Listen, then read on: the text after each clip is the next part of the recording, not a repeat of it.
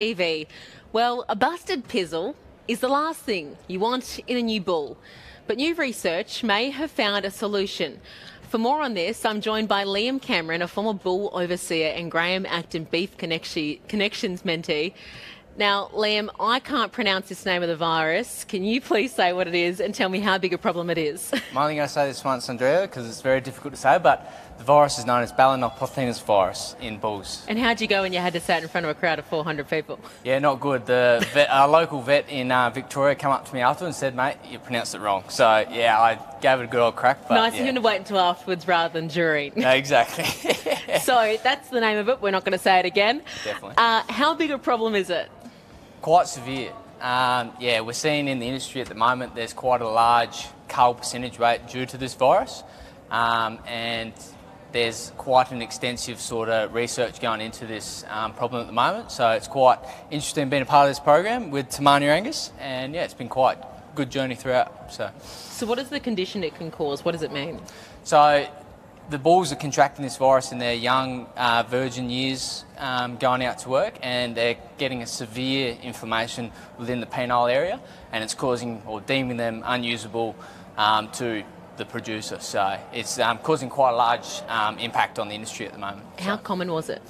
Very common. So it's causing about 15 to 20% cull rate within the industry at the moment, and you know, with those bulls going out, you know, the likelihood of them contracting that virus is quite severe. So obviously it's not just the cull rate, it's the massive cost, right? Definitely. So you went into this project going, look, I'm going to solve this. I'm going to make it easier, make less bulls get this. How did you go about it? You make it sound quite glamorous, but it wasn't that glamorous. There was a lot to it.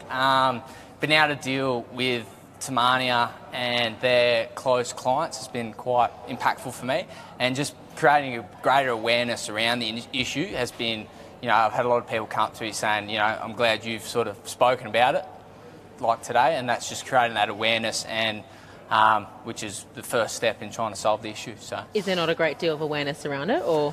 There definitely is, but just it's becoming common practice within the industry. Just an expectation you just deal with it as opposed to how to fix it?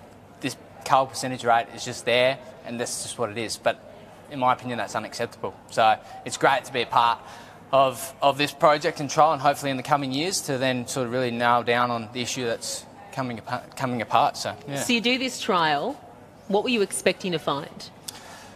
Look, in all honesty, we were hoping to decrease our cull percentage, which we have, but the challenge this year was quite low, so we can't quite clearly state that the trial was the reason for this, but we believe we're on the right track, and with the work of Dr. Enoch Bergman, we're clearly on the right track, so it's quite interesting for the coming years to come. So what did you do in the trial? You implemented a vaccination program?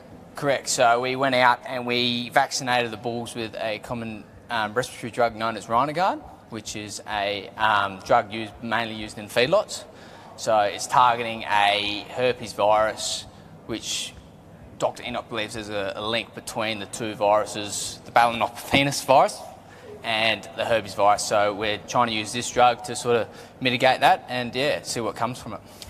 I know you said that there were some other factors involved, but what was the result you found in terms of you went from a 10 to 15% cull rate to how much did you lower it by? Definitely. Just to give you a quick brief background, like previous 6 years, the cull percentage rate was roughly 11.6%, and now we've been able to drop that down to 5.6%. Huge. Massive. Now, what impact will this have on a business?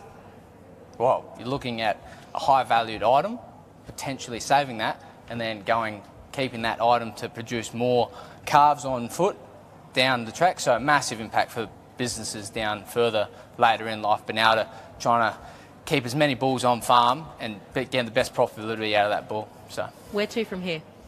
Oh, that's a big question. Trying to be in touch with that trial program, and then seeing where it's going to go in the progression in the coming years, and see whether it makes a real big impact, which it looks like it's going to within the industry. So. Finally, are you now the pizzle whisperer? No, you can't say that, and I'm not going to say that on it. No. Good on you, Liam. Thank you so much for your time. Thank you very much. Cheers. We are off to the break. We are live with the opposition leader, Peter Dutton, next.